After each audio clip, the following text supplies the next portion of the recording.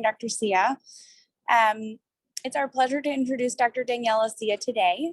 She obtained her PhD from the University of the Studies of Milan and completed her postdoctoral studies at Dr. Joseph Lovett's lab in Barcelona and then at the Icahn School of Medicine at Mount Sinai. She's currently an assistant professor in the Division of Liver Diseases and an expert in the molecular biology and genomics of cholangiocarcinoma and hepatocellular carcinoma. Her lab has led the field in translational research on hepatic malignancies with the generation of the first multi-omics classification of intrahepatic and extrahepatic cholangiocarcinoma, the first immune-based classifications of HCC, and the discovery of a targetable fusion protein involved in malignant pathways. A very warm welcome to Dr. Sia this morning. Good morning, everyone. Thank you, Dr. Levin, for the introduction, and thank you, Dr. Kim, as well. First of all, I would like to thank Dr. Thomas and the whole Department of Medicine for the kind invitation and the opportunity to present at this meeting and to show you what we have been doing over the past year and a half since when I started my laboratory here at Sinai.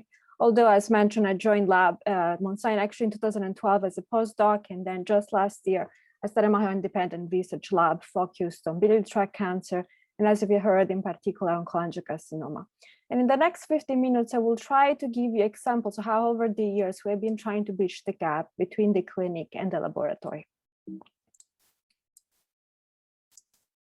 I have no financial disclosure related to this presentation, and these are the objectives of this talk. By the end of these 15 minutes, you will be able to describe the epidemiology and current management of cholangiocarcinoma and also demonstrate awareness of future potential therapeutic approaches.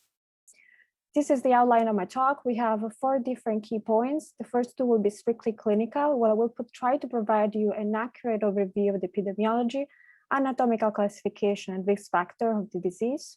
In the second, we will review current clinical management and how actually precision medicine, a few recent translational discoveries have improved the management of patients with cholangiocarcinoma. Whereas in the last 2 points, we will review what we have learned for preclinical studies and translational studies and how this has impacted or not the current management of the disease. And more importantly, in the last section, I will try to provide you with 2 examples of projects that have been conducted in my lab in the past year and a half and how we try to improve the outcome of patients with cholangiocarcinoma. For those of you who are not familiar with the disease, cholangiocarcinoma is overall considered a rare cancer. And indeed, it accounts for only 3% of all gastrointestinal malignancies, however, it accounts for about 20% of all deaths. Cholangiocarcinoma is usually grouped with gallbladder and ampulla cancer in the group that is known as biliary tract cancer, which is known to be highly heterogeneous. However, when it comes only just to cholangiocarcinoma, as you can see, there are many different subtypes. In this cartoon, you can see the cholangiocarcinoma can be mainly divided in intrahepatic cholangiocarcinoma and extrahepatic according to the anatomical location. As the same name suggests, intrahepatic cholangiocarcinoma, which account for around 1/3 of all cases, refers to those tumors arising from the small bile ducts within the liver. On the other hand, extrahepatic arises outside, but can be further subdivided in perihilar and distal. Perihilar is the most common form and arises close to the bifurcation of the common bile duct, whereas distal arises on the opposite side away from the liver. It's interesting because over the years, we thought that the anatomical location was the only difference across these subtypes, but actually we have learned that risk factors, but also epidemiology and molecular alteration differ between these subtypes, suggesting they might represent different disease. And by the end of this talk, perhaps I will convince you that indeed they should be considered completely different malignancies. In terms of risk factor, you can see that there are some common, mostly inflammation related, like cholangitis and liver flukes. But over the years, we have learned that intrahepatic cholangiocarcinoma can also be associated with risk factors typical of HCC, hepatocellular carcinoma, like viral hepatitis, cirrhosis, obesity, and diabetes. These have been really associated with extrahepatic, which is mostly associated with cholelithiasis, Lynch syndrome, and choledochal cyst. And this is just the tip of the iceberg of the differences between intrahepatic and extrahepatic. As you can see, liver flukes are common to both intrahepatic and extrahepatic and actually represent the most common cause of cholangiocarcinoma, particularly in some areas of the globe like Asia and Thailand, as you can see here, China and Thailand, where cholangiocarcinoma represent the most common form of liver cancer. Indeed, here in these areas indicated in this map in red, we have more than 80 cases per 100,000 people. In the rest of the globe, as you can see in this map, in the US and Canada and Europe, cholangiocarcinoma is overall rare, with less than 6 cases per 100,000 people. And these reflect the distribution of risk factors, since liver fluke infection are endemic in China, but they are not endemic in other areas of the globe. However, what is important to understand is that, as you can see in these boxes, the incidence of intrahepatic cholangiocarcinoma has been steadily increasing over the past 40 years, whereas the incidence of extrahepatic has remained stable. And indeed, as you can see here, this is the most recent report to the nation from the SEER databases. And you can see between 2009 and 2008, intrahepatic cholangiocarcinoma, along with hepatocellular carcinoma, which are always grouped together, you can see here is among the top malignancies in terms of new cases. And this increase has been observed both in males and females. And this does not impact only the past 10 years, but actually over the past 4 years, there has been an increase of up 128% in cases of intrahepatic cholangiocarcinoma. And the reason of this increase is still not understood, and probably also a better diagnosis contribute to this higher incidence. This disease is highly fatal. Indeed, the number of deaths almost equal the number of new cases annually. Therefore, with increase in incidence, there has been increase in mortality. And again, here in this map, you can appreciate the geographic distribution, which reflect the distribution of risk factors. But as you can see, in all these countries, globally, particularly in the US, there has been a steady increase in mortality between 2004 and 2013. And the projection are even more dismal. In fact, here this reflects just the US liver intrahepatic indicated here in green. You can appreciate that from 2020, it is expected it will keep increasing in terms of a number of deaths. And actually the WHO estimates in their annual projection that by 2040, more than 1 million people will die globally of liver intrahepatic bile duct. To summarize this first introduction, cholangiocarcinoma is a rare but quite fatal cancer of the bile ducts. There is different in terms of subtypes. We have that the different subtypes present this anatomical location, but also risk factors, and we will see how also these will have different management and different molecular alteration. In particular, incidence and mortality of intrahepatic cholangiocarcinoma has been still increasing worldwide, indicating this represents a global health challenge. The increase in incidence and mortality, particularly of intrahepatic cholangiocarcinoma, over the years has prompted clinicians and scientists to focus on this disease. And for the first time in 2010, intrahepatic cholangiocarcinoma received its own staging system. Up to that date, indeed, intrahepatic cholangiocarcinoma was merged with hepatocellular carcinoma in terms of staging system, although the two diseases are very different. Again, clinicians were prompt to focus on intrahepatic cholangiocarcinoma, and in 2014, the International Liver Cancer Association for the first time published guidelines of management for the disease. These were published in Journal of Hepatology, and the most important figure of that management guidelines can be here summarized in these slides. Indeed, as you can see, intrahepatic cholangiocarcinoma can be classified in 4 different stages. The first 2 are early stage, and here the disease is considered resectable, although as you can see from the numbers, this is just only 1/3 of patients. Even when resection is feasible, unfortunately, recurrence remains high with up to 70% at 5 years.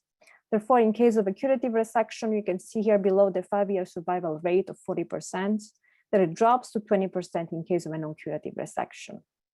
Even more problematic, the majority of patients are diagnosed when resection is not an option, and in this case, we can only offer palliative chemotherapy with gemcitabine plus cisplatin, with a median survival of 12 months. Gemcitabine plus cisplatin became the standard of care in 2010, following this phase 3 clinical trial published in New England Journal of Medicine. In this case, we had 400 patients enrolled in the ABC02 trial. As you can see, considering a cholangiocarcinoma is grouped with gallbladder and ampulla cancer, you can see that the primary tumor sites were quite different. We had intrahepatic cholangiocarcinoma, extrahepatic, hilar, gallbladder, and so on. And you can see that while the total was quite significant, we only had 80 patients with intrahepatic cholangiocarcinoma and 73 with extrahepatic. In the whole cohort, the combination was significantly better than gemcitabine alone, but the indication for intrahepatic cholangiocarcinoma is basically based on this subgroup analysis showing that the combination was better than gemcitabine alone. This is the most recent treatment algorithm for cholangiocarcinoma, particularly intrahepatic, published last year in Nature Review Gastroenterology and Hepatology. And unfortunately, although the structure is different, you will appreciate that there are really few differences compared to the previous guidelines. Indeed, as you can see, the majority of patients are diagnosed when only palliative treatment can be offered, and GemCis is still the standard of care. Although there is one novelty compared to the previous guidelines, that is, although subtle is represented by this box. Here, basically, what we're saying is the molecular profiling of the tumor is highly relevant for patients with cholangiocarcinoma because it can unveil opportunities like FGFR and IDH inhibitors. And we will review these novel opportunities in the next slides. Unfortunately, still under development is the role of immunotherapy. We will also review this in the next slides. The most promising targets for cholangiocarcinoma have emerged in the past 5 years, and our group was happy to contribute to these discoveries and culminated in 2 important clinical trials that were published last year in Lancet Oncology. This is the first study. This is a phase 3 clinical trial demonstrating for the first time that ivosidenib, it is an IDH1 inhibitor, was able to provide clinical benefit in advanced patients with cholangiocarcinoma harboring IDH1 mutation. And the other novelty came from this phase 2 study. In this study, always published by Abu Alfa and his team at Sloan Kettering, they demonstrated that pemigatinib, an FGFR2 inhibitor, was able to provide clinical benefit in patients with cholangiocarcinoma harboring FGFR2 fusion. And this is perhaps the most promising therapy. And indeed, last year in 2020, April 2020, the FDA, based on the results of this phase 2 study, granted accelerated approval for the first time to a targeted therapy in patients with cholangiocarcinoma. This action has been followed this year, a few months ago, by the second accelerated approval to infigratinib, also known as BJJ398. That is another FGFR2 inhibitor for patients with cholangiocarcinoma harboring FGFR2 fusion. As you can imagine, FGFR2 fusion represents probably the greatest breakthrough in the field of cholangiocarcinoma. FGFR2 fusion were discovered a few years back by our group and others by applying RNA sequencing technology to patients with cholangiocarcinoma. The first report ever came from a basket trial published in Cancer Discovery 2013, including only 2 cases of cholangiocarcinoma. And both cases were found positive for this FGFR2 beak, that is now we know to be the most common. Although, as you can see in this cartoon, these are different fusions that have been reported. This is the one that we found in our lab, FGFR2 PPHLN1, but there are many others. And actually, over the past few years, we have discovered there are more than 60 partners that always fuse to FGFR2 to create these rearrangements. As you can imagine, and as you can appreciate from these figures, the fusions have always the same structure. Regardless of the second partner, the FGFR2 is almost intact. It contains the first 19 exons and only loses the last one. But what is important is the tyrosine kinase domain here are maintained, and they will confer the activity to this fusion. Indeed, as we know, FGFR2 is a known oncogene, but it requires usually the presence of a ligand to be activated and to dimerize. In this case, with fusions, the second partner is responsible of maintaining the FGFR2 receptor in a constitutive state, even in absence of the ligands. Therefore, you can imagine that when a tumor is expressed in FGFR2, the FGFR2 signaling is always activating and signaling within the cell. In our case, we were curious to understand the mechanism behind the generation of these fusions. We performed whole genome sequencing and we validated the results by fluorescent in situ hybridization. This is a tumor. This is a patient with FGFR2 PPHLN1. This is the healthy liver, and this is the tumor. In our case, FGFR2 is located on chromosome 10, and PPHLN1 is located on chromosome 12. Therefore, we use 2 probes mapping FGFR2 and PPHLN1, and here you can see in the healthy liver, you can identify the 2 sets of chromosomes, the wild type. In the case of the tumor, you can see that we have 1 probe recognizing FGFR2, 1 recognizing PPHLN1, and 1 where you actually can see the fusion where the 2 genes are fused together to generate this protein. In our case, we were interested in understanding if this FGFR2 fusion is oncogenic and if only depends on the FGFR2 but not on the second partner. So what we did, we used NIH53, which are normal murine fibroblast cell line. We overexpressed the FGFR2 PPHL1, and all of a sudden we observed that these cells are able to grow as a colony. The normal cell line is not able to form colonies in vitro because, again, it's not a transformed cell line. But when we overexpress FGFR2 PPHL line, the cells were beautifully forming these colonies. And this growth was completely dependent on FGFR2. Indeed, when we added BJJ398, or now known as infigratinib, we completely suppressed this proliferation. Therefore, at the time, we already understood that FGFR2 was like a great promise for patients with cholangiocarcinoma. Since it was highly frequent in patients, and we performed a screening in 119 patients, and we observed that 25% of all cases were positive for at least one FGFR2 fusion, and of course was oncogenic, and considering the presence of FGFR2 inhibitors was a potential target. And indeed, several clinical trials have followed the discovery of FGFR2 fusion, and this is the most important, as mentioned before. This is the phase 2 study that led to FDA accelerated approval of pemigatinib. This was published last year, and in this study, we had 145 patients. Here, the majority of patients were harboring FGFR2 fusion. We had 107, 20 had other FGFR alteration, and 18 had none. And as you can appreciate from this table, objective responses rate were only observed in the group with FGFR2 fusion. Pemigatinib was also able to improve progression-free survival, although as you can appreciate, the survival was modest. We had a median PFS of 6.9 here in the patients with FGFR2 fusion versus 2 months and 1.7. So although significant, although promising, it certainly is concerning that this progression-free survival is quite short. Regardless, the FDA granted accelerated approval. This represented the first great promise for patients with cholangiocarcinoma, and currently we're waiting for the results of the phase 3. Again, I want to focus your attention on this short PFS, and actually 2 studies following these discoveries have tried to understand the reason and the mechanism behind this quick progression-free survival. And there are 2 studies that have been published by Lipika Goyal and the team at Dana-Farber in Cancer Discovery. The first was published in 2017, and the second one was published 2 years later, where they actually clarified the mechanism of acquired resistance that was responsible for this quick progression-free survival. Here in this study, they analyzed the tumor and the circulating tumor DNA from patients enrolled in clinical trials with FGFR inhibitors. Here, just for you to understand, I'm showing you 2 patients. These 2 patients, before the start of treatment, of course, we checked and they were screened for the presence of FGFR2 fusion. As you can see here, the first patients were found positive for an FGFR2 ZM-YM4, and the second was positive for an FGFR2 or PTN. They didn't have any other alteration in terms of FGFR. These patients were enrolled in clinical trials with FGFR2 inhibitors. As expected, there was a response, actually a good response in this case, and then it was quickly followed by progression. At the time of progression, this time, the authors analyzed again the tumor and the circulating tumor DNA. And interesting what they observed that on top of the fusion that was identified before, this time they were able to identify mutations, activated mutations in the FGFR2 receptor. More importantly, what these mutations were doing is that they were changing the conformation of the FGFR2. And in particular, the majority of these mutations were occurring in the pocket that was binding the drug.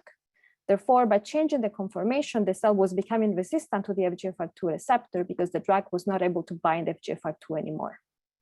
And more importantly, this was definitely another breakthrough which clarified the mechanism of acquired resistance. This is the first mechanism of acquired resistance in these patients, but they also found a solution, or at least a partial solution. Indeed, in all these clinical trials, and the pemigatinib and infigratinib, they're all FGFR2 receptor of 2nd generation. It means that they are ATP competitive inhibitors. Right now, we have a 3rd generation inhibitors like TAS120, which is an irreversible inhibitor. And in this second study, they were able to demonstrate that 3rd generation FGFR inhibitors are actually effective against these mutations. Therefore, here, once again, I'm showing the example of 2 patients, a baseline that were positive for fusion. They were enrolled in this clinical trial with ATP. I believe that this was BJJ398 or W347.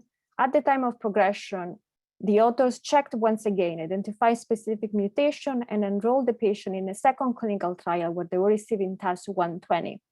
TAS120 this time was able to overcome this mechanism of acquired resistance and inducing a longer benefit, clinical benefit, although once again, they observed that there was progression.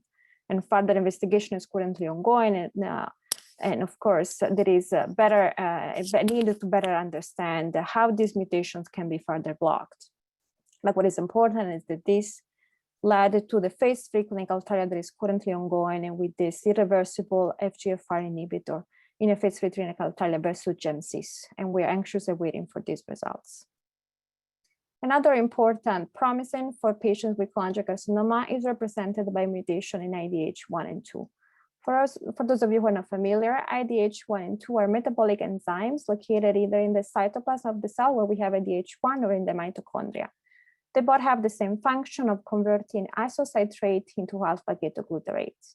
As you can see here, when these genes are mutated, this mutated form is responsible for further converting the alpha-ketoglutarate into hydroxyglutarate. This has been reported to be toxic for the cells. It can even alter the methylation profile. But what is most important, how described in this paper, where we were lucky enough to collaborate, published in Nature 2014, we and the group at Dana-Farber were able to demonstrate that 2-hydroxyglutarate is particularly relevant for cholangiocarcinoma because this secretion of this 2-hydroxyglutarate block HNF4 alpha. HNF4 alpha is a transcription factor that is responsible for the expression of liver-specific genes. Therefore, when a 2-hydroxyglutarate accumulates in the liver, this is blocked, and hepatic progenitor cell cannot differentiate into hepatocytes.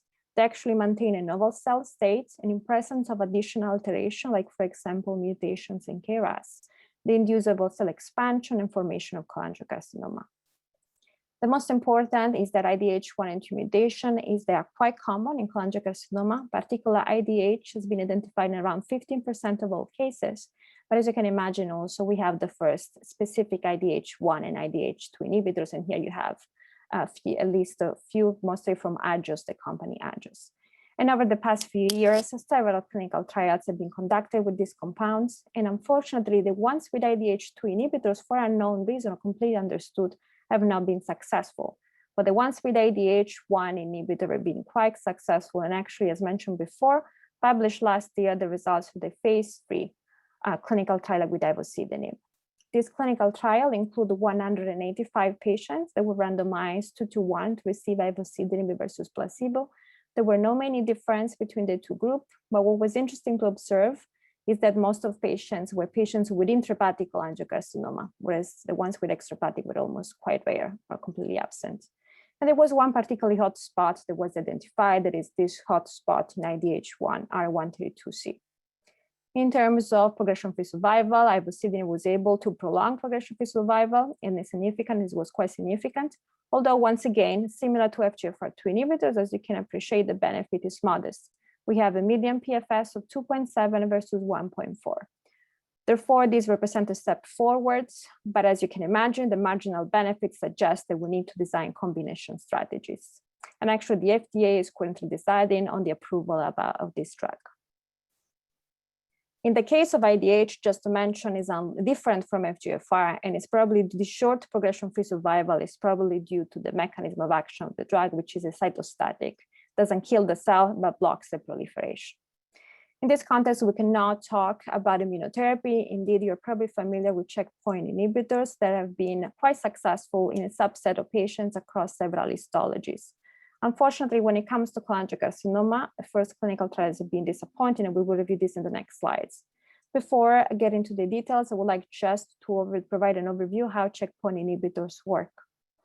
In this cartoon, you can see that to activate a T cell, we need two signals. The first one requires the TCR to recognize a neoantigen expressed in MHC complex, and a second signal that is called the co-stimulatory signal. And here we have the example of CD28. In case of chronic antigen exposure, there are systems in place to avoid an excessive immune response, particularly in physiological conditions, which consist on the expression of immune checkpoint proteins. So you're probably familiar with PD-1, PD-L1, and CTLA-4. Some tumor cells take advantage of this system to evade the immune response. Therefore, the design of monoclonal antibody targeting these immune checkpoints have been quite successful because basically the way they work is that they reactivate the T cells and unleash an immune response against the tumor. As mentioned, checkpoint inhibitors are quite successful, but in a subset of patients, whereas the majority are resistant. Therefore, over the years, there has been interest in identifying biomarkers of response. In particular, the FDA has approved the one in red, PD-L1 expression, tumor mutational burden, and mismatch repair deficiency for some indications, but not others. When it comes to cholangiocarcinoma, PD-L1 expression has not been found associated with response, and tumor mutational burden, unfortunately, is overall low, so it doesn't seem to be a good indicator. The only biomarker that stands for cholangiocarcinoma is represented by mismatch repair deficiency. Tumors with this deficiency basically have a deficiency in the machinery responsible for the correction of mutations. Therefore, the tumor accumulates a large number of mutations, which increase the likelihood of this mutation to be recognized by the immune system. There have been several clinical trials that have demonstrated a high response rate in patients with mismatch repair. One of the most famous was published in New England in 2015, where actually up to 40% of patients with mismatch repair deficiency were responders to checkpoint inhibitors. And as a consequence, the FDA approved for the first time this cancer treatment for any solid tumors with a specific genetic features, regardless of the histology, including cholangiocarcinoma.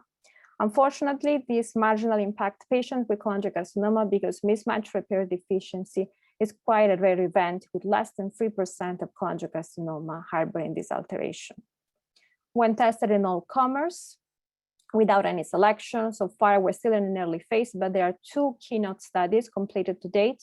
The first is a keynote 158, and the second is a keynote 028. As you can appreciate from this table, the keynote 158 is the largest conducted so far in patients with biliary tract cancer. And unfortunately, the objective response rate has been quite discouraging, with only 6% in the keynote 158. This, of course, suggests that cholangiocarcinoma is refractory to therapy, including checkpoint inhibitors, and therefore there is a need to design combination therapies to increase the efficacy to anti-PD-1. And in this regard, the first preclinical studies have emerged. I'm showing here two, one published last year and one published this year. This was published last year by our collaborators at the Mayo Clinic, where they provided the rationale to combine anti-CSF1R to deplete macrophages with anti-Ly6G to deplete G and DMC. And only this triple therapy in their experimental model is able to increase the response to anti-PD-1. The rationale behind it is that they observed the PD-L1 in cholangiocarcinoma is mostly expressed on tumor-associated macrophages, but the depletion of macrophages induces a compensatory mechanism which leads to the accumulation of the immunosuppressive GM-DSC. Therefore, only by eliminating GM-DSC and macrophages, they were able to improve response to anti-PD-1. And actually, the first clinical trial, particularly the Mayo Clinic, based on these studies are emerging. The second study is much simpler. It is just a combo therapy with CD40 agonist and anti-PD-1 therapy. CD40 belongs to the TNF family, and it binds the receptor, CD40 receptor, which is highly frequent in cholangiocarcinoma. And the combination of CD40 with anti-PD-1 was able to completely suppress tumor growth in this experimental model. Therefore, as you can see, there is a dire need to design combination therapies, and the first preclinical studies are emerging, and an even higher number of clinical trials is currently ongoing, and we will see what we can learn from these studies. To conclude this second part, surgery remains the only curative option for patients with cholangiocarcinoma at early stage. GMCs is still the current standard of care for patients with resectable cholangiocarcinoma, although we're anxiously waiting for the results of the first phase preclinical trials with FGFR inhibitors.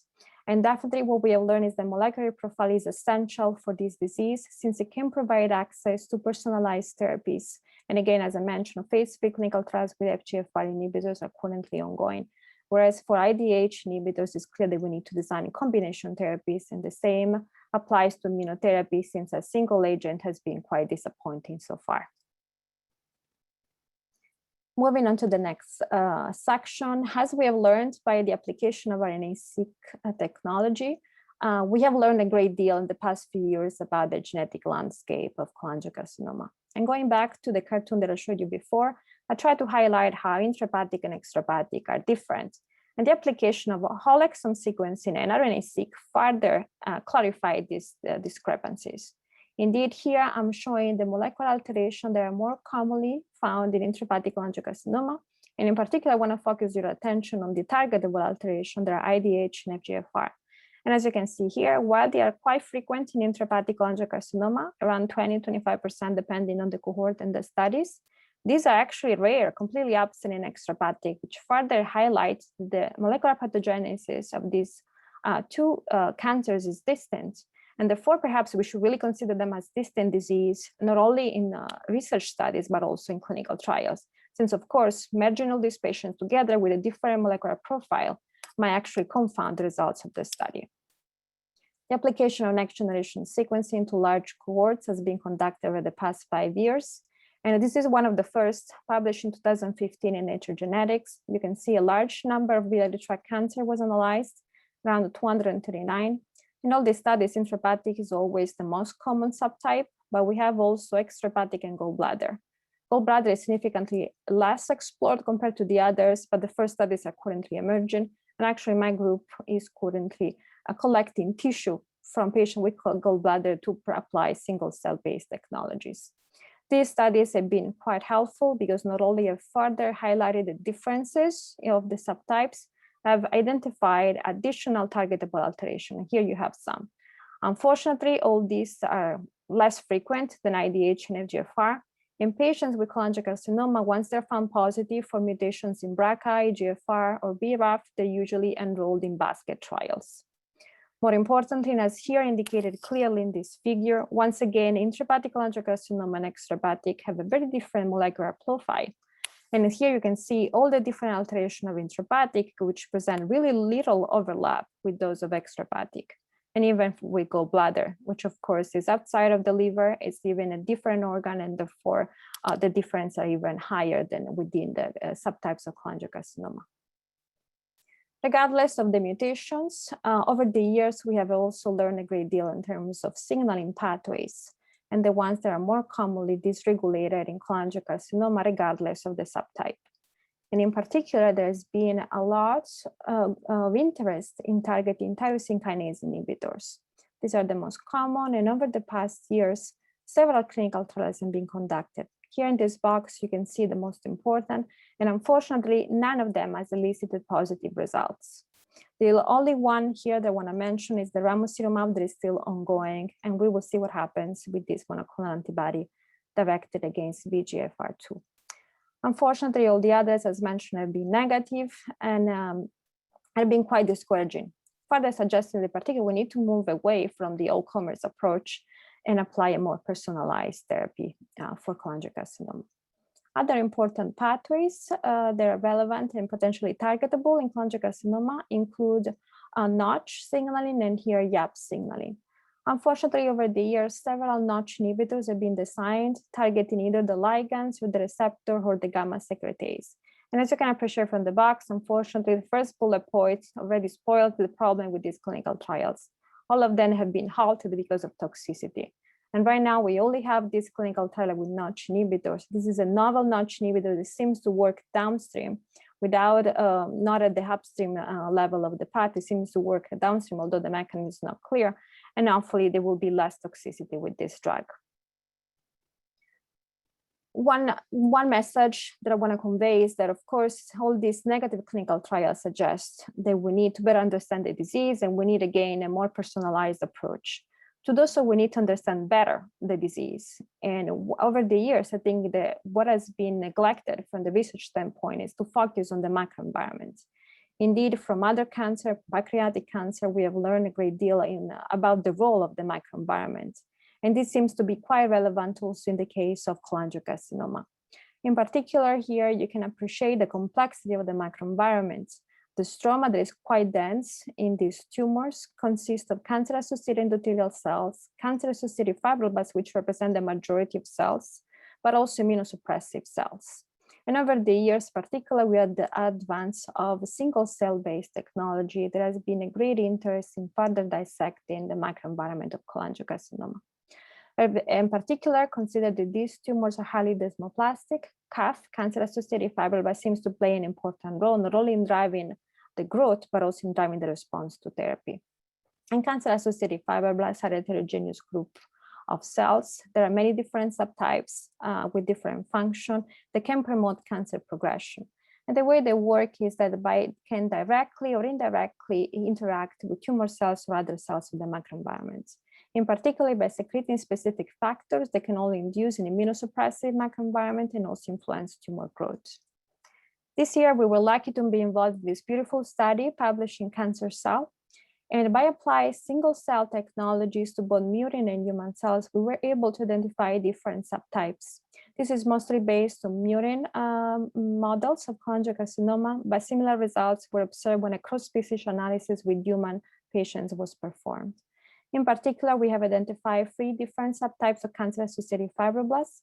The first is called myofibroblastic CAF, and is responsible for the deposition of extracellular matrix.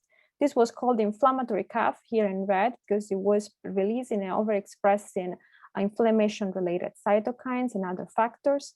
And this is a third mesenchymal CAF with a less clear role. Importantly, what was identified is that MyCAF and iCAF can secrete specific factors. And here we are highlighting HA, which is a hyaluronic acid, hepatocyte growth factor. And this had a direct impact on the growth of the tumor. Indeed, when these 2 factors were suppressed, specifically in cancer-associated fibroblasts, you can see here at the bottom, there was a significant decrease in proliferation. Our contribution to this paper relied mostly on the design of specific signatures for MyCAF, iCAF, and AllCAF. And we observed that presence of cancer-associated fibroblasts was associated with poor prognosis. And in particular, the MyCAF signatures, those patients with high MyCAF signature were the ones with the shortest survival. Therefore, this study, along with few others emerging right now, are highlighting the importance of the microenvironments and how the different components of the microenvironment, in particular the immune and the stroma, should be included and considered, especially at the time of patient stratification. Therefore, we need to better understand the elements of the microenvironment since they have an important role in determining response to therapies. Summarizing these parts, next-generation sequencing technology have elucidated the genetic landscape of cholangiocarcinoma, have contributed to further clarify that iCCA, the intrahepatic and extrahepatic, represent distinct disease with different molecular aberrations and profile. And the role of several targeted pathways has been elucidated, but unfortunately, once again, clinical trials in all comers have been negative, suggesting once again that personalized approaches are needed for patients with cholangiocarcinoma. Particularly in view of such a complex and heterogeneous microenvironment, a better patient stratification is needed, ideally this stratification will take into account not only elements of the tumor, but also elements of the immune and stroma microenvironment. In the last 10-15 minutes, I would just like to provide you a review of what we have been doing in the lab, the main projects ongoing, and how we're trying to reach our long-term goal, which is to identify more effective therapies for patients with cholangiocarcinoma to improve the outcome of these patients. My lab focuses not only on intrahepatic, but also on gallbladder and extrahepatic.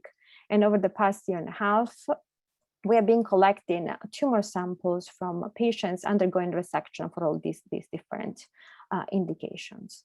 Unfortunately, in the past year and a half, especially because of the COVID pandemic, which hit a couple of months after I actually started my lab, we focus mostly on intrahepatic cholangiocarcinoma in terms of experimental models.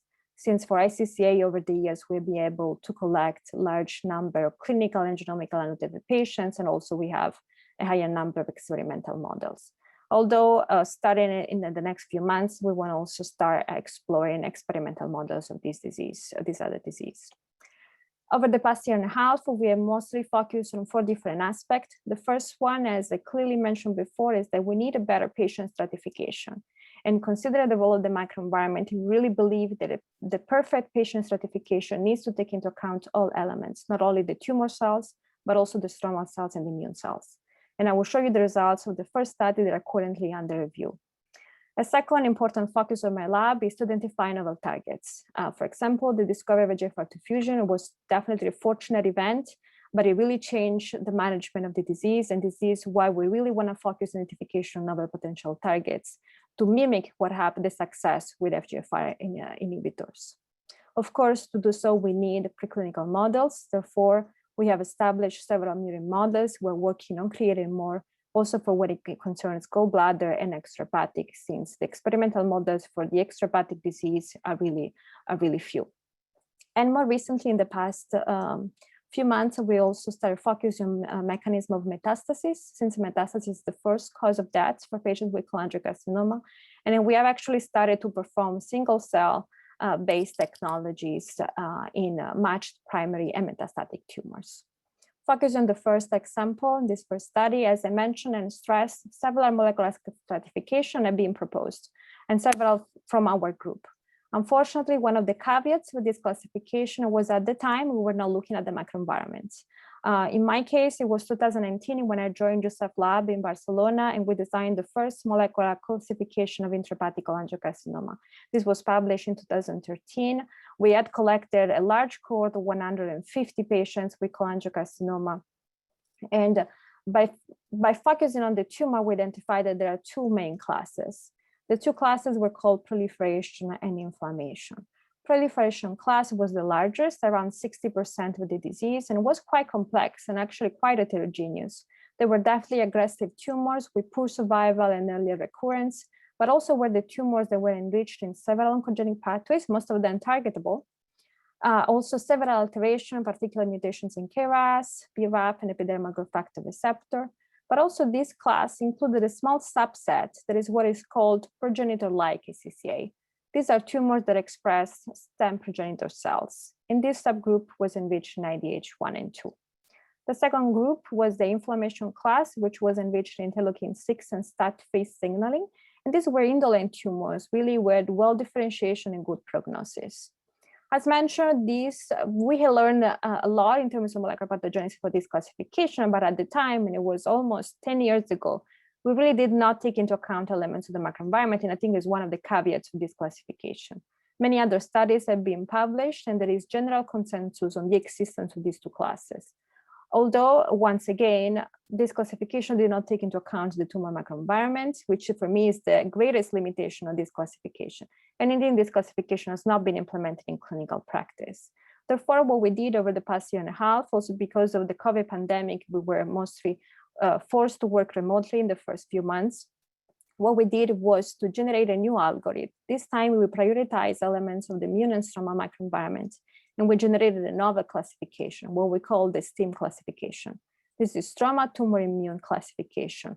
And in reality, we actually focus on elements of the stroma and elements of the immune microenvironment to design this novel stratification.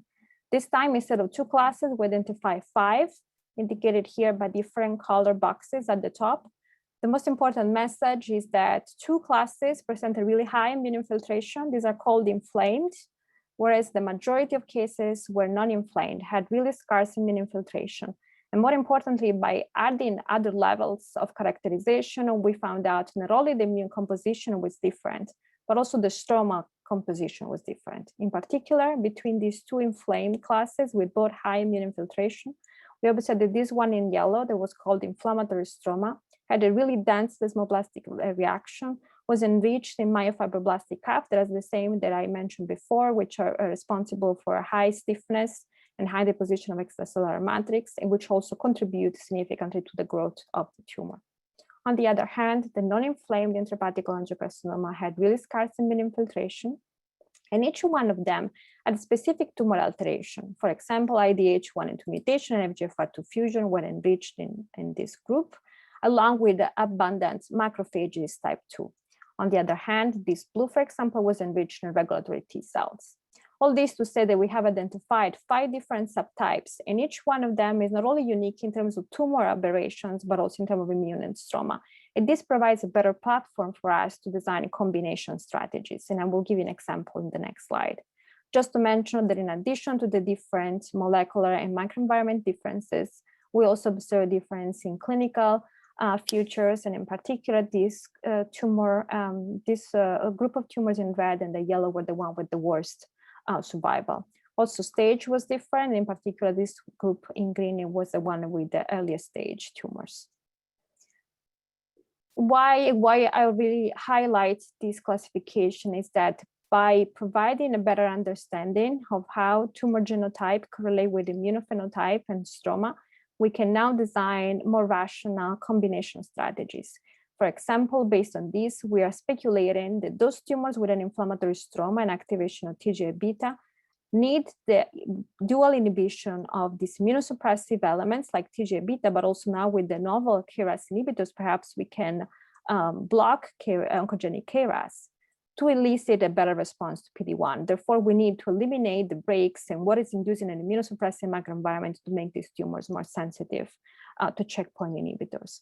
And for example, here where we have IDH1 and 2, but also Notch and YAP signaling, we need to combine these targeted therapies with immunotherapy to get a better response.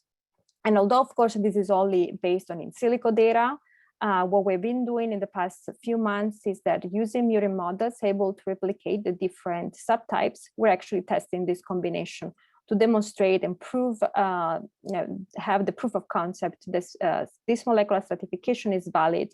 And then, of course, specific combination therapy can improve the outcome of patients with cholangiocarcinoma. Moving on to the last example that I want to provide today is, as I mentioned, we are really interested in identifying novel targets for effective therapies. In an attempt to identify these novel targets, we performed an immunogenomic analysis. In particular, we looked at the expression of checkpoint molecules. Here, the most common, you're probably familiar with most of them, across the 5 classes that I described just a few seconds ago. And as you can appreciate, as also we have seen in hepatocellular carcinoma, usually the expression of checkpoint molecules, especially at the messenger level, really correlates with presence of immune cells. Therefore, it was not surprising that the majority of these checkpoints were highly expressed in those tumors with high immune infiltration. But actually one was different in cauda eyes. You can see here B7H4 is an immune checkpoint, but for whatever reason, we found that it was really highly expressed in this group of tumors. It was almost specific to this group of tumor. But also we know that this group of tumors present really low immune infiltration. This was quite really intriguing for us. And therefore we looked at the TCGA. We wanted to see really if B7H4 was also highly expressed in other data sets. And interestingly, when we looked, cholangiocarcinoma was ranked at the top. It means that really B7H4 is highly expressed in cholangiocarcinoma, but seems to be also quite relevant in this disease compared to other tumors. And this was enough to prompt us to further investigate. Before going any further, I just want to mention that B7H4 is an immune checkpoint protein. It belongs to the B7 family along with PD-1 and PD-L1. And as you know, they all have the same function of blocking the activity of T cells. In the case of B7H4, here it binds an unknown receptor and is able to exert a profound inhibitory activity on T cells. As a result, the first monoclonal antibodies have emerged, and actually the first one, called FAP150, is currently being tested in a phase 1 clinical trial in breast and ovarian cancer. Of course, we're not immunologists, so we were intrigued, but what actually caught more our attention was that there are few reports suggesting that regardless of the activity of B7H4 on the immune cell, it seems that B7H4, when it's overexpressed on a tumor, it can promote the tumor growth of the tumor through an unknown cell autonomous mechanism. This was really interesting for us and prompt us really in further investigating this. And we actually have a project actively ongoing about B7H4. Just to show we were interested in understanding the expression of B7H4 on the tumor, therefore we did immunostaining and compared to the classical PD-L1 and PD-1. As you can appreciate here, less than 10% of cholangiocarcinoma patients are positive for one or the other, which is quite scarce presence. On the other hand, B7H4, we were really surprised to see that 42% of the tumors really present a high expression, really highly positive for B7H4. 26 show a low expression between 0 and 50% of tumor cells, and only 32 are completely negative. So this further suggests that B7H4 can really represent a potential target. And more importantly, B7H4 was completely absent on the healthy liver, and really little expression was observed on cholangiocyte, suggesting it could be really safe targets. Intrigued by the suggestion that B7H4 can promote tumor growth, we used a murine cell line. This is called NAC, which has high expression of B7H4. And using a CRISPR-Cas9 system, we knocked down B7H4. You can see that with different free single guides, we really achieved a good suppression of B7H4. And more importantly, this is a BRDU, which measures proliferation of the cells. You can see that compared to the control, there was less proliferation in those cells lacking B7H4. And even more obvious here, you can see when we block B7H4 with these free single guides, the cells are not able to form colonies, suggesting that indeed B7H4, besides inhibiting T cells, also has a cell autonomous role in promoting tumor growth in cholangiocarcinoma, which is quite appealing because it means that we can block B7H4 and block dual activity, not only on the tumor, but also on the microenvironment. This was a murine cell line, so we were interested in understanding if the same happens in human cholangiocarcinoma cell lines. And in this time, in collaboration with Ernesto Guccione's lab, we have designed antisense oligonucleotide. These are really short sequence, 20-25 nucleotides that can bind specific messenger RNAs and degrading they use either the degradation or the production of a non-functional protein. Ernesto designed 3 different AON. Here I'm showing just 2 of them, 1935 and 1936. These were able to block the protein. You can see there is a significant reduction in the protein. But what is more important, compared to the control, once again, we were able to reduce the proliferation of the cells. And actually it's quite significant with 1936. This is quite important because, of course, once again, we demonstrate and we confirm the results of the CRISPR-Cas9. We demonstrate that B7-H4 is an important target, that by blocking B7-H4, we have the potential of blocking tumor growth, but also interfering with the microenvironment. And more importantly, AON actually have been used in clinical trials. The first against TGF-beta are being tested in clinical trials, suggesting that AON represent an even better strategy or potential strategies for blocking B7-H4 in cholangiocarcinoma. Just to conclude this presentation, cholangiocarcinoma represents a health challenge with increasing incidence and mortality rates. Genome profiling has helped us to elucidate the molecular heterogeneity of this disease, has identified distinct molecular classes, recurrent mutation, and genomic rearrangements.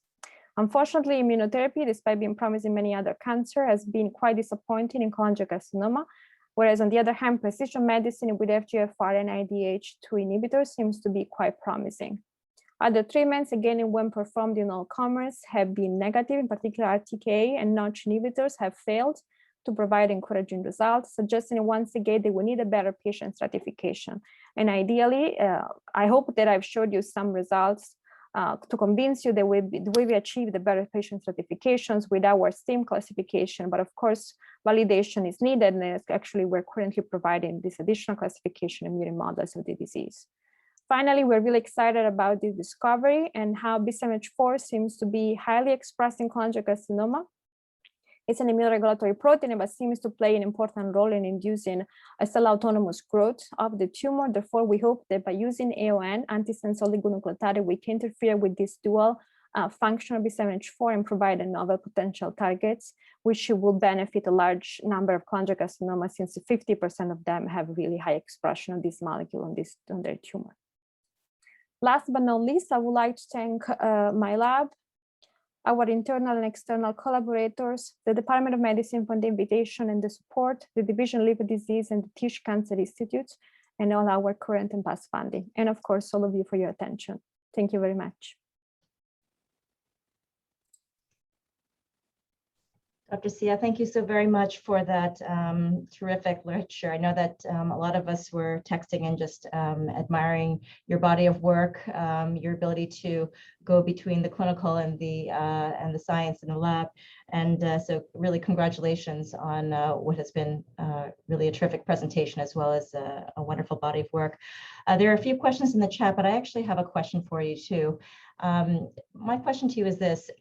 You had mentioned in the beginning that there were changes over time in terms of the clinical epidemiology, certain increases over time. I wonder if you can comment on whether there are changes like this also in the molecular space. So in other words, do you think that there are changes in time, perhaps as patients are treated, that there are different mutations, different pathways, therefore, that you can leverage? And so I wonder if you can comment a little bit on that. Yeah, this is actually a very good question, especially because most of our knowledge derives from resected patients, especially for the application of next-generation sequencing. I mean, we need a large, or at least so far, we had needed a large number or amount of RNA and DNA, which is impossible to obtain from biopsies, especially because biopsy is not required for the diagnosis of cholangiocarcinoma. I mean, not necessarily. Therefore, imaging sometimes is enough.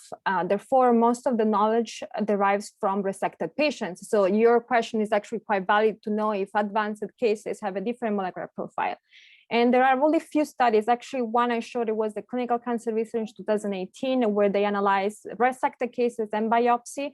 It doesn't seem that there are additional targets, but I think we need larger cohorts to understand if at advanced stage, there are additional molecular alterations that are not present at the early stage. It's quite difficult to obtain biopsies, unfortunately. Yes, I especially if not required. Yeah. Right. No, I imagine so. Okay, so there are a few questions in the chat. There's one question regarding as Chinese immigrants to the US are here sort of in the second and third generations, do they maintain this increased fraction with the number of generations, or do they do you start to see a decrease in the incidence of the malignancy?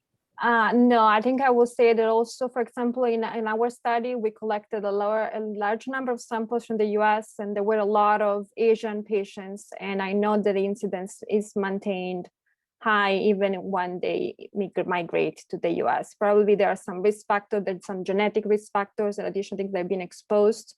So even when they move to another country, some of those are retained in the DNA, like exposure to risk factor, as I said, to liver fluke infection, for example, if that has happened before, it has already had an impact, especially the exposure to liver fluke infection does not cause immediately the onset of cancer, but it happens up to 50 years later. Therefore, we still see a high increase in those populations.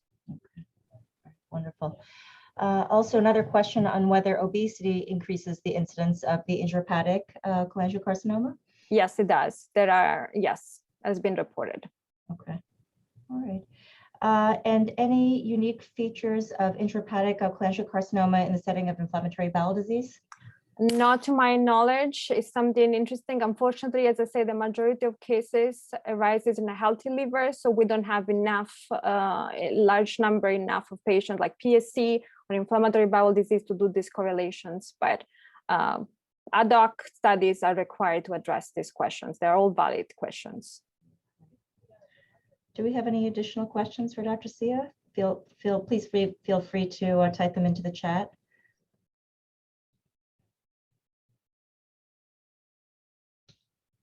Well, this has really been a superb presentation.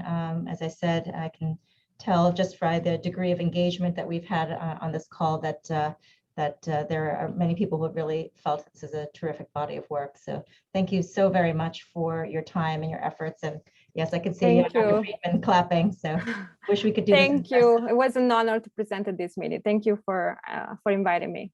All right. Thank you so much. Well, there's actually one last question here about role of cholesterol esters in metastases. If perhaps you'd like to just comment on that. I don't think I'm able to address this, but I will. Yes, I can definitely follow up. There is not much known in terms of metastasis. Okay. All right. Well, thank you very much. Again. Yeah. All right. Bye-bye. Everyone have a great day.